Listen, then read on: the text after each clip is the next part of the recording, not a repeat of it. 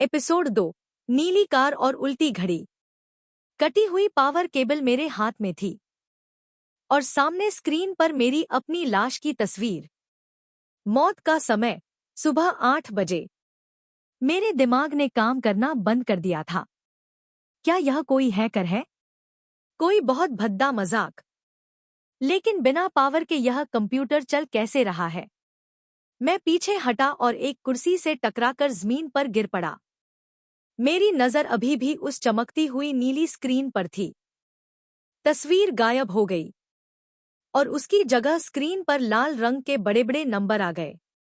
वह एक उल्टी घड़ी, काउंटडाउन टाइमर थी। 7:59 और 59 सेकंड, 7:59 और 58 सेकंड, 7:59 और 57 सेकंड।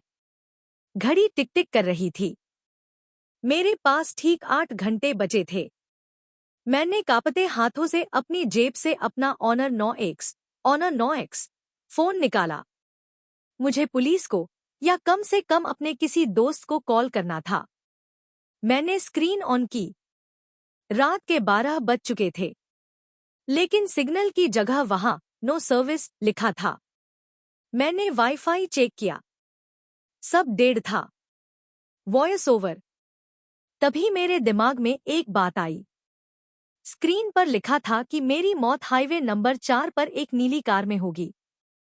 लेकिन मेरे पास तो कार है ही नहीं। मैं तो रोज अपनी पुरानी बाइक से दुकान आता हूं। तो मैं उस नीली कार में पहुंचूंगा कैसे? जवाब बहुत सीधा था। अगर मैं इस दुकान से बाहर ही ना निकलूं, अगर मैं हाईवे नंबर 4 की तरफ जाऊं ही ना, तो मैं मर ही नहीं सकता। यह जो कोई भी मेरा दिमाग खराब करने की कोशिश कर रहा था, मैं उसे जीतने नहीं देने वाला था।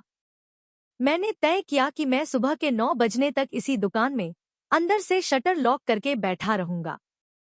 Voice over. झटके से अचानक दुकान का लैंडलाइन फोन बज उठा।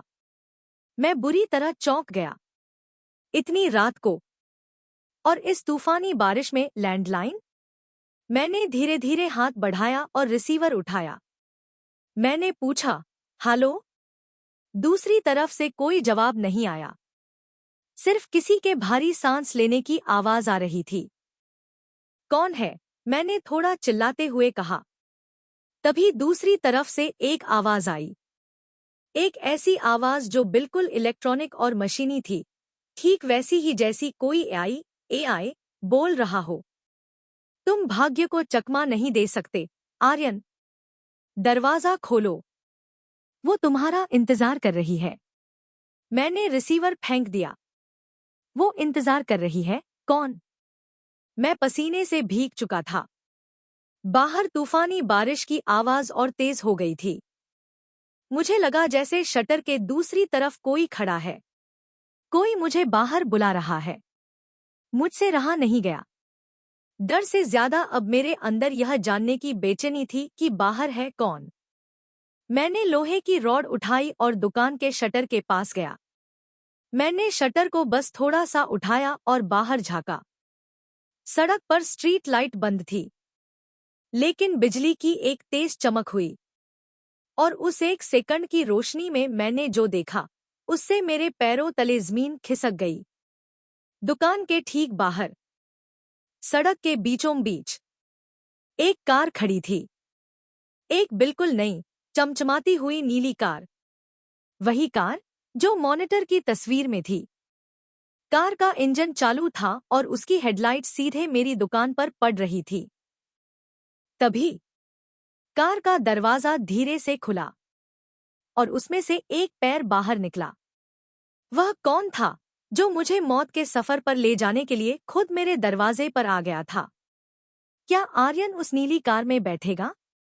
कार से बाहर निकलने वाला वह अजनबी कौन है? जानने के लिए जुड़े रहिए लूप होल, रात के 3 बजे का रहस्य के अगले एपिसोड में।